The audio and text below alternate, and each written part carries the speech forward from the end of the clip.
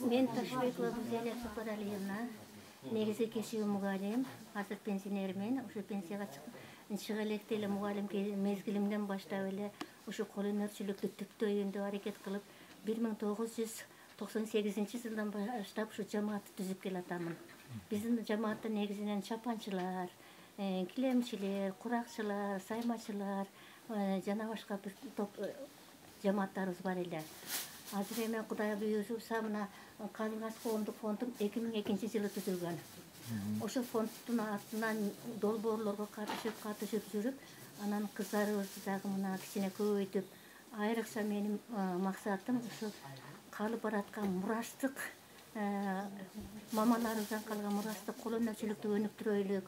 Ошону энеден кызга, кыздан урпактарга өткөрүп берейлик деп аракет жасап атабыз.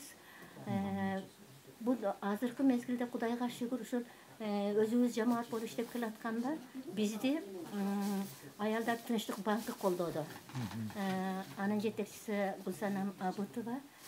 Ошол кишинин колдоосу менен биз седеп долбооруна катыштык.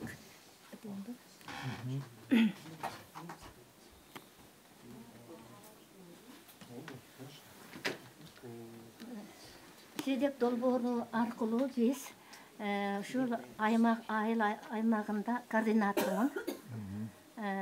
Негизги максатыбыз, бул долбоордун негизги максаты аярлуу үй бүлөнүн келин кыздарыны колөнөрчүлүк менен машыктырып, үйлөрүнө экономикалык киреше киргизип, инновациялык бир жакшы товарларды чыгарып, ошонун негизинде бир жакшы кирешеге пайда кылайлык деп атабыз.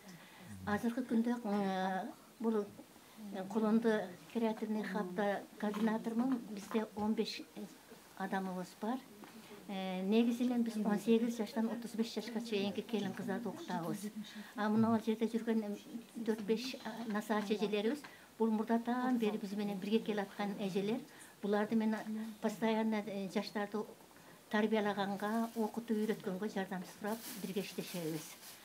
Азыр бизде бул хапта негизинен килемчиликти өнүктүрөйт деп атабыз. Себеби дегенде килемчилик деген өтө кыйын, татаал, кыйын иш.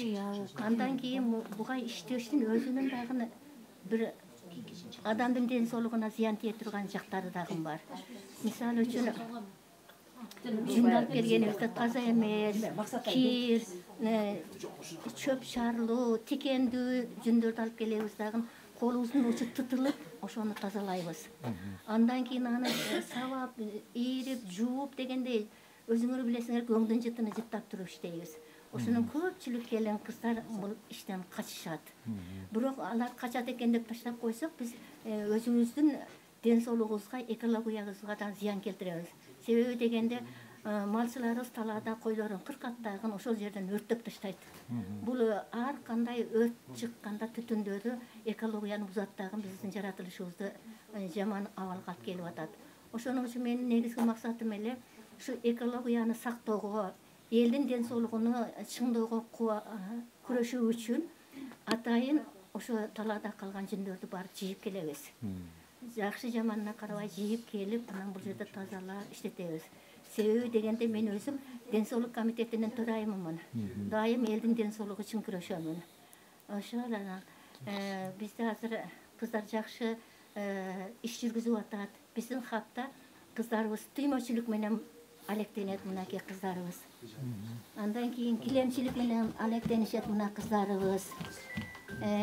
Анан мына узорду өмүр дарагы деп 17 жылы жанакы жаратмандардын конкурсуна катышып мен андан кийин ошо утушка ээ болгонмун.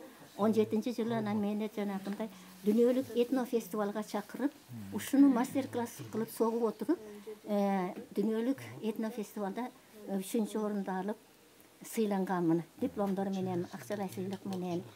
Ошонон бери бул өмүр дарагы дегенде тарыхын айтып берейин балам.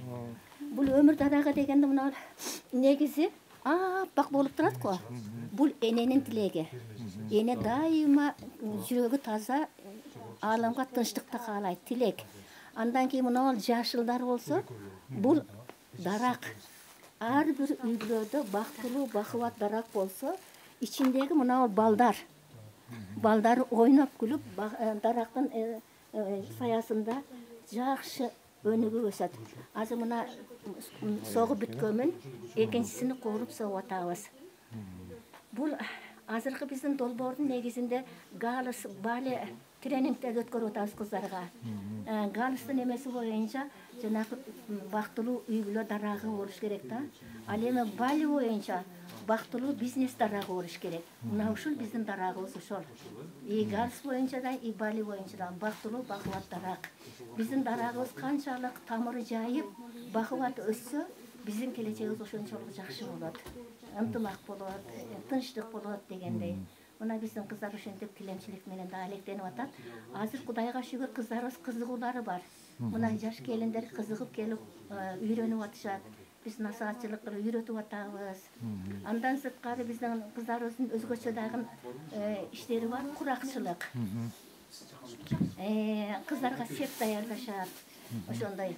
Менин бир жакшы дагы насаатчы эжекем бар эле, Мехриниса Нурматова деген. Ал киши азыр ден соолугуна байланыштуу Бишкекте, өзү аркада жашайт, бирок биз менен тыкыз байланышта турат. Ошо жанагындай биздин канеки ширин, биздин насаатчы эжелерибиз ар биринин өзүнүн түшүктүү бөлүмү бар. Мына Ширин эжеке эмиш кылган өзү айтып берсин. Мен азыр килем даярдайганга, мына токка килем түрлөрүн даярдаганга кыздарга үргөтөм. Мына жүндү жууп, тазалап, баштан нөлдөн да. Анан мына таракка тытып, минтип. Анан минтип тытабыз. Минтип. Анан эми муну анан кыздарга ушинтип үргөтөбүз да. Мына чүйкө кылабыз, муну чүйкө дейт. Ana mıntip, жаш кыздарга өзүбүздүн мамаларыбыз, биз ненелерибиз жүндү ошентип сыраптабай, таштабай, анан мына ушинтип жууп, тарап, жакшылап, мынтип чүйкө тартып, анан эми мындай кылайын, мен бул жаштарга дагы көрсөтүп берейин. Анан мынтип ийребиз. Ийрип биз килем, биздин эң символубуз Лейлек районунун ушу килемдери менен сыймыктанат биздин Лейлек районунун. Ушуну эми азыр биз жаштарга, мына жаш кыздарыбызга үргөтөбүз. Биз насаатчы катары. Мынтип ийребиз. Муну ийрип, анан боёп, кызыл, кара, ар түрдүүгө боёп, мынтип ийрип.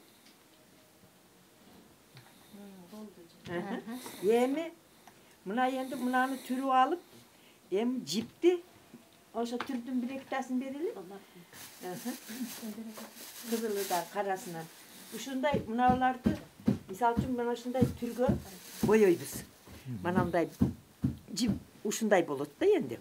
Ушундай кылып ийрип, мынандай карага, кызылга боёп, анан биз арабы, жүл деген эки түрдөгү килем жасайбыз.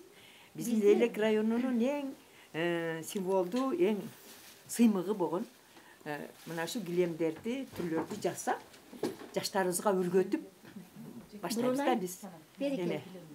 Мен насаатчы катары ушу эжеди бурулай берекел. Группабызда үргөнөбүз. Мына биздин инструменттерибиз. Килем сокконго үйрөтө турган насаатчы эжелерибиз. Мынакей Ташбүгү, бурулай, ушулар биздин жаш аялуу семьянын үй бүлөнүн келин кыздарына азыр нөлдөн баштап баардык килемдерди үйрөтүп жатабыз. Калбекова Айдур канеке? Отурсуп атат экен. Калбекова Айдур биз насаатчы катары ушуларга үйрөтүп атабыз кыздарга, келин кыздарга.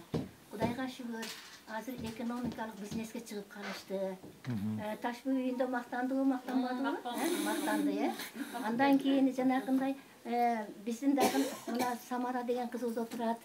Түймөчүлүк боюнча семинардан өткөндөн кийин семинарларга катышып, ар кандай оюнчуктарды жасап, кечээки күnkү Бишкектеги болгон семинарда мындай оюнчуктарды колдоп коюшуп, Самара кел өзүң көрсөт.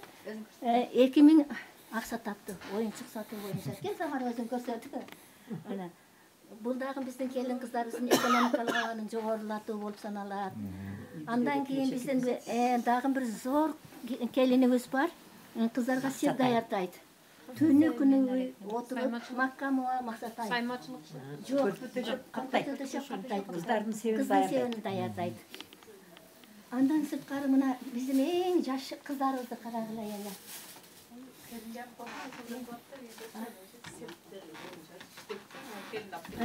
Кел кызым, мына биздин жаңы кызыбыз, мына шу жаш келиндер эми. Ушинтип килемди үйрөнүшүп, килемдин мындай чиймелерине мен өзүм чийип беремин, узорлорунучу. Андан кийин кыздар согушат. Бизге негизинен жанагындай Седеп долбоорунун жетекчилери дагы жардам кылышып, мындай узорлорубузду художниктерге тартырып берип атат. Улжан, сен мындай тургун. Мына тартырып берет, аны мен баракат түшүрүп туруп, анан кыздарга сокконго беремин. Мына ушул жаш келиндерибиз бардыгы үйрөнүшүп токуп атат. Айгүл гүлү. Айгүл гүлүнө азыр кантип түшүрөт? Ушу ар бир клетка бирден жип да. Ар бир клетка бирден жип. Азыр эми биз ушуну токуп атабыз. Бүткөндө кардар чыгып алып кетип калат. 40-60 күн эле согуп атабыз. Ошону тез эле алып кетип калышат. Андан кийин өмүр дарагы, андан кийин илек-илек, канеки илек-илегибиз. Анан кийин биз өзүбүз жанакындай жаштарды эле ойлойт экенсиңер, бизди ойлобойт экенсиңер дебесин деп, аксакалдар үчүн